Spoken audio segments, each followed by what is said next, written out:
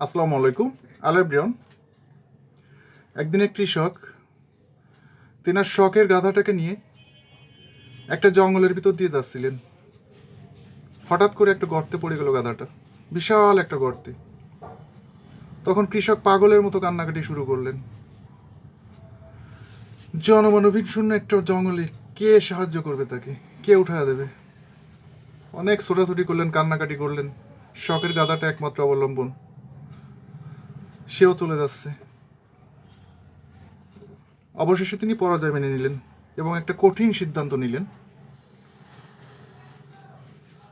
গাধাটাকে একটু পরেই সন্ধ্যা নামবে, জঙ্গলি জানোয়াররা ছিঁড়ে ছিঁড়ে টেনে টেনে খাবে, ওর অনেক কষ্ট হবে।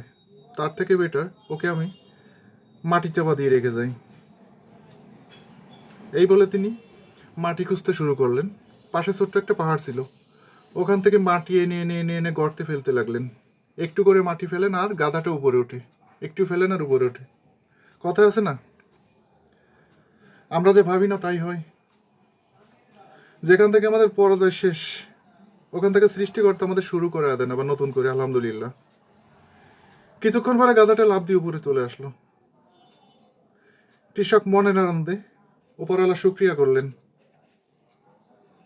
এবং মনের আনন্দে খুশিতে বাড়ি চলে গেলেন গাধাটাকে নিয়ে। এ থেকে আমরা কি বুঝলাম? আমাদের যেখান থেকে শেষ, সৃষ্টিকর্তা সেখান থেকে শুরু। সো এভরিওয়ান, আমরা কখনো পরাজয় মেনে নিয়ে নিরাশ হব না। হেরে যাওয়া মানেই কিন্তু শেষ না, হেরে যাওয়া মানে আবার নতুন একটা সম্ভাবনা, নতুন কিছু সূচনা।